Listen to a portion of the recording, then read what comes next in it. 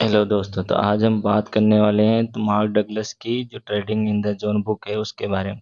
मैं इस बुक को पढ़ के मैं आप सबको बताना चाहता हूँ कि ट्रेडिंग में साइकोलॉजी के बेस पे ट्रेडिंग को कैसे इम्प्रूव करते हैं। तो इस बुक से हम ट्रेडिंग साइकोलॉजी को इम्प्रूव कर सकते हैं।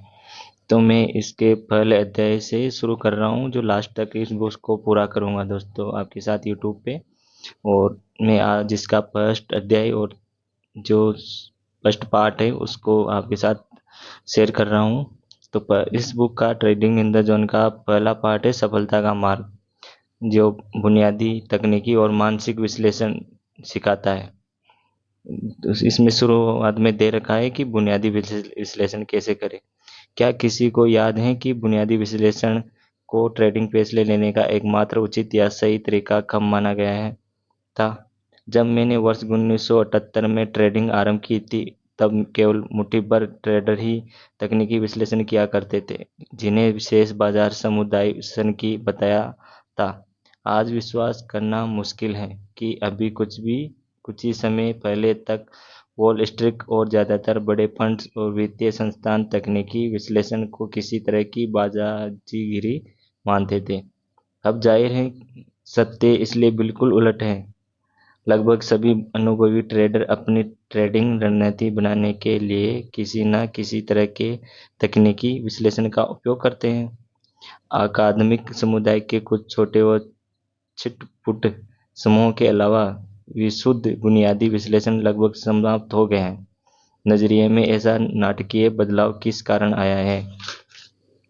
मुझे विश्वास है कि इसमें किसी को हैरानी नहीं होगी कि इस सवाल का आसान सा जवाब है पैसा। बुनियादी नजरिए से सख्त ट्रेडिंग फैसले लेने में आने वाली अंतर्निहित कठिनाइयां इस पद्धति द्वारा सतत धन कमाने को कठिन बना देती है। आप में से जो लोग बुनियादी विश्लेषण से परिचित नहीं हैं उन्हें समझाता हूँ। बुनियादी विश्लेषण में उन सभी वेरिएबल्स पर विचार किया जाता है जो किसी खास स्टॉक, कमोडिटी या फाइनेंशियल इंस्ट्रूमेंट की आपूर्ति और संभावित मांग के बीच के लिए तुलनात्मक संतुलन या असंतुलन को प्रभावित करते हो। विश्लेषण अक्सर गणितीय मॉडल द्वारा कई तरह के कारकों, दरें के महत्व का मूल्यांकन करके भविष्य में किसी खास बिंदु पर उनके भाव का अनुमान लगाते हैं। इन मॉडल्स के साथ समस्या यह है कि इनमें अन्य ट्रेडर को शायद ही कभी वेरिएबल बनाया जाता है। लोगों की भविष्य से संबंधित बनाई धारणाओं और आशाओं से भाव को गति मिलती है, किसी मॉडल से नहीं। मॉडल के सभी प्रारंभिक वेरिएबल्स के आधार पर तार्किक और उचित अनुमान लगाना तब व्यर्थ हो जाता है यदि ट्रेडिंग कर रहे अधिकांश ट्रेडर को उस मॉडल का पता न हो या उस पर विश्वास न हो। बल्कि सच तो यह है कि बहुत से ट्रेडर, खासकर फ्यूचर्स एक्सचेंज में काम करने वाले, जिनके पास भाव को एक या दूसरी दिशा में प्रभावशाली ढंग से घुमाने की क्षमता होती है, उन्हें भाव को संभावित रूप से प्रभावित करने वाले बुनियादी मांग आपूर्ति कारकों की अवधारणा की भनक तक नहीं होती। इसके अलावा हर समय उनकी ज़्यादातर ट्रेडिंग गतिविधियां उन भावात्मक कारकों की प्रतिक्रिया से प्रेरित होती हैं जो बुनियादी मॉडल्स के पैमाने से पूर्णतः बाहर होते हैं। दूसरे शब्दों में, वह लोग जिनके ट्रेड हमेशा तार्किक तरीके से नहीं होते, अनंत बुनियादी विश्लेषणों की भविष्य में किसी बिंदु के लिए की भविष्यवाणी सही नहीं निकलती, लेकिन इन्हीं बीच भाव में इतना ज़्यादा उतार चढ़ाव आ जाता है कि अपना उद्देश्य हासिल करने के लिए सौदे में बने रहना असंभव नहीं तो अत्यंत आवश्यक हो जाता है। तकनीकी विश्लेषण में स्थापना। तकनीकी विश्लेषण बाजार के एक्सचेंज के रूप में व्यवस्थित होने के समय ही मौजूद हैं, लेकिन ट्रेडिंग समुदाय ने 1970 के दशक के अंत व 1980 के दशक की शुरुआत से पहले तक तकनीकी विश्लेषण को धन कमाने के व्यवहार या उपकरण के रूप में कभी स्वीकार नहीं किया था। तकनीकी विश्लेषणों को जो पता था वह मुख्य धारा के बाजार समुदाय की पीढ़ियों को समझ आया। किसी भी दिन, हफ्ते या माह में सीमित संख्या में ट्रेडर बाजार में उतरते हैं। इनमें से बहुत से ट्रेडर धन कमाने के प्रयास में कुछ चीजें बार बार करते रहते हैं। दूसरे शब्दों में व्यक्ति व्यवहार पैटर्न विकसित करता है और इन लोगों के एक समूह का दूसरे के साथ लगातार संपर्क बने रहे रहे से समुदाय व्यवहार पैटर्न बनता है। ये व्यवहार पैटर्न निर्धारित और स्पष्ट होता है और ये सांख्यिकीय विश्वसनीयता के साथ अपने को दोहराते रहते हैं। तकनीकी विश्लेषण इस सामूहिक व्यवहार को अभिज्ञेय पैटर्न में स्थित करने वाली पद्धति है, जिससे स्पष्ट संकेत मिल सकते हैं कि एक के बाद दूसरी चीज होने पर क्या होना संभव है। एक तरह से तकनीकी विश्लेषण आपको सुविधा देता है कि आप बाजार के किसी पिछले पैटर्न प्रारूप के आधार पर बाजार के दिमाग घुसकर ये अनुमान लगा सके कि आगे क्या होने वाला है। बाजार में भाव की अगली चाल को दर्शाने वाली पद्धति के रूप में तकनीकी विश्लेषण विशुद्ध बुनियादी पद्धति से ज़्यादा बेहतर साबित हुआ है। इससे ट्रेडर देख पाता है कि बाजार में अब जो चल रहा है उसका अतीत से क्या रिश्ता है, बजाय इसके कि केवल गणितीय मॉडल द्वारा तार्किक और औचित्य के आधार पर पड़ताल करे कि बाजार में क्या होने वाला है। वहीं दूसरी ओर बुनियादी विश्लेषण वह निर्मित करता है कि जिसे में जो होना है और जो है के बीच के वास्तविक अंतराल करता हूँ। वास्तविक अंतराल यदि सत्य हो तो किसी भी दीर्घावधिक भविष्यवाणी का लाभ लेने को अत्यंत कठिन बना देता है। इसके विपरीत तकनीकी विश्लेषण न केवल इस वास्तविकता का अंतराल के निकट होता है, बल्कि इससे ट्रेडर को लाभ देने के लिए लगभग असंख्य संभावनाएं भी मिल जाती है। तकनीकी पद्धति और भी कई संभावनाओं को खोल देती है, क्योंकि ये स्पष्ट पहचान करता है कि प्रत्येक टाइम फ्रेम में हर क्षण दैनिक, साप्ताहिक, वार्षिक और इसके बीच के समय में व्यवहार पैटर्न ने अपने को कैसे दोहराया। दूसरी शब्दों में तकनीकी विश्लेषण बाजार को ऐसी अनंत संभावनाओं के प्रवाह में बदल देता है जिसके लाभ लिया जा सकता है। मानसिक विश्लेषण में विस्तारना तकनीकी विश्लेषण इतनी ही अच्छी तरह काम करता है जो ट्रेडिंग समुदाय के ज़्यादा से ज़्यादा लोग बाजार के तकनीकी विश्लेषण से अपने मानसिक विश्लेषण अर्थात उनकी अपनी व्यक्तिगत ट्रेडिंग मानसिकता की तरह विस्थापित क्यों हो रही है। इस सवाल का जवाब पाने के लिए आपको शायद इतना करना है कि आपने आपसे सवाल करें कि आपने ये पुस्तक क्यों खरीदी। इसका सबसे संभावित कारण यही होगा कि आप जिसे धन कमाने की सीमित संभावना मानते थे वह आप जिस निचले स्तर पर खड़े हैं उनके बीच के अंतराल को लेकर असंतुष्ट हैं। यदि आप इस समस्या मानते हैं तो तकनीकी विश्लेषण के साथ बस यही एक समस्या है। एक बार जब आप पैटर्न पहचानना और बाजार को पढ़ना सीख जाते हैं तो आपको यहाँ धन कमाने की अनंत संभावनाएं देखने को लगती हैं। लेकिन शायद ये अंदाजा आपको भी होगा कि आपकी जानकारी और उससे सतत मुनाफा कमाने या इक्विटी कर्व को विस्तृत रूप से बढ़ाने के ज्ञान में तब्दील करने की आपकी क्षमता में बड़ा अंतर है। जरा सोचिए, आपने कितनी ही बार प्रयास प्रयास चार्ट को देखकर खुद से क्या कहा होगा, हम लगता है बाजार चढ़ने वाला है या गिरने वाला है, और आपने जैसा सोचा था वैसा ही हुआ।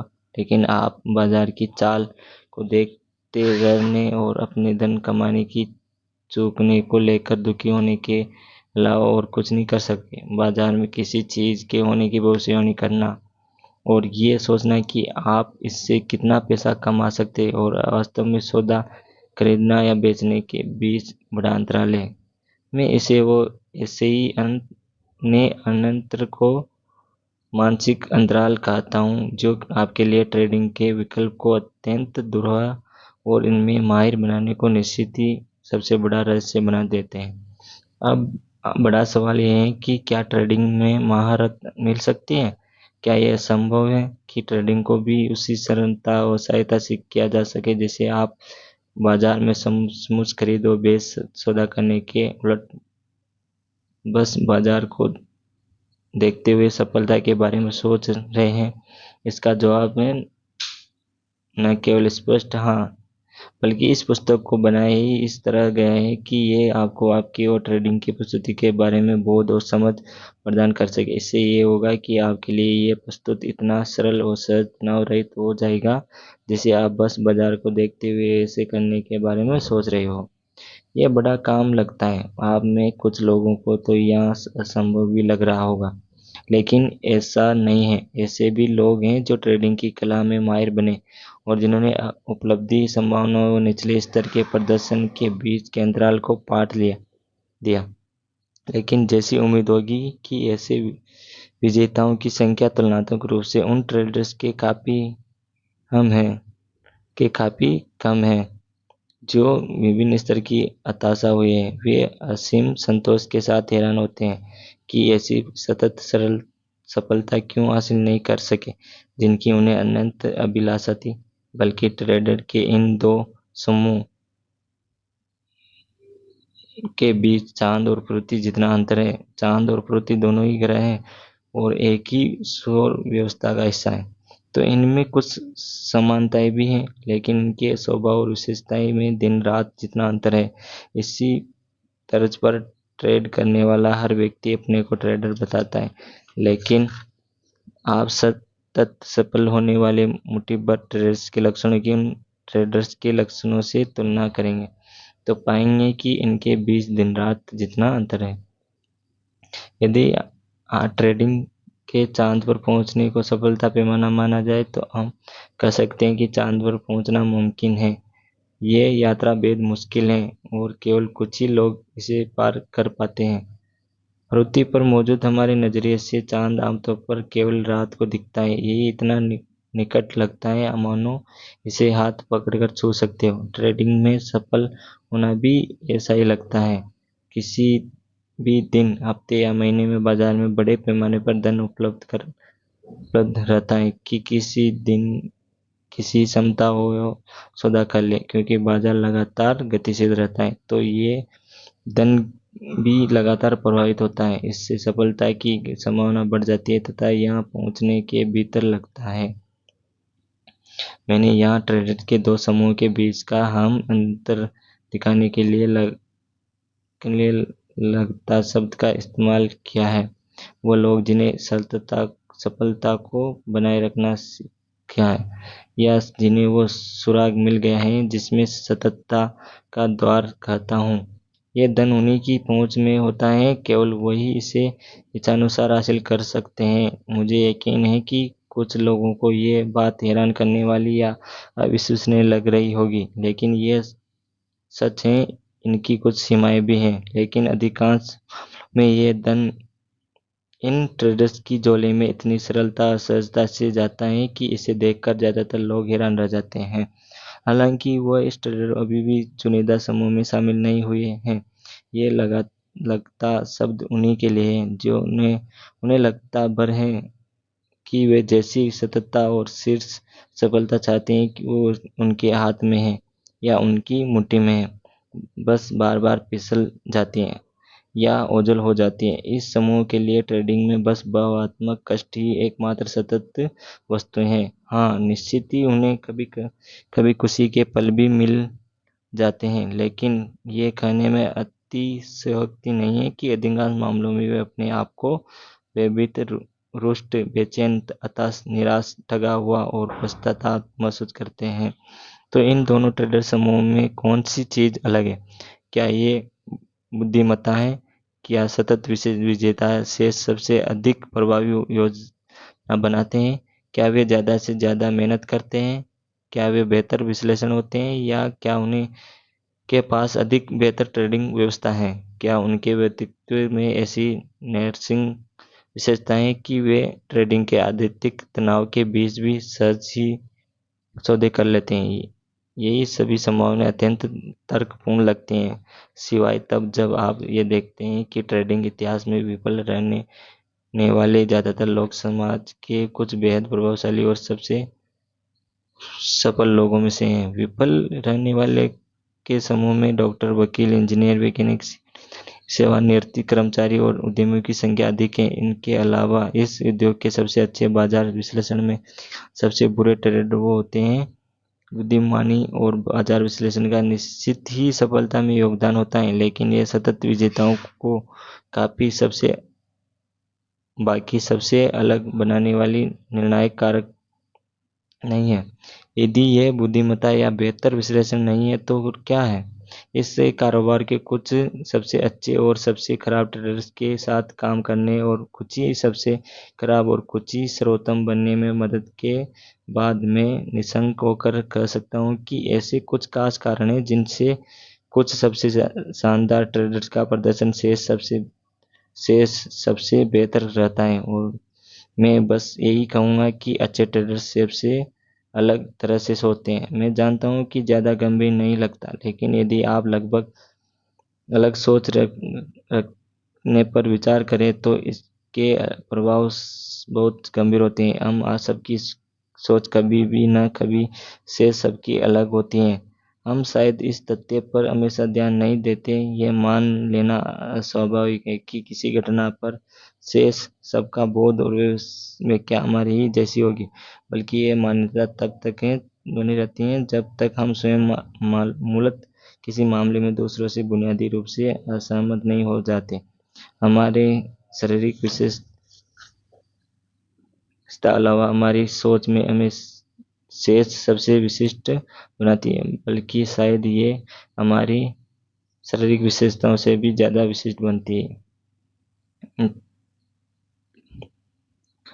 तो आप नए चैनल पर नए हो तो सब्सक्राइब जरूर कर लेना। मैं trading in the zone book को पूरा आपको यूट्यूब पर प्रोवाइड कराऊंगा वीडियो के माध्यम से। वीडियो अच्छी लगी हो तो लाइक ज़रूर करें।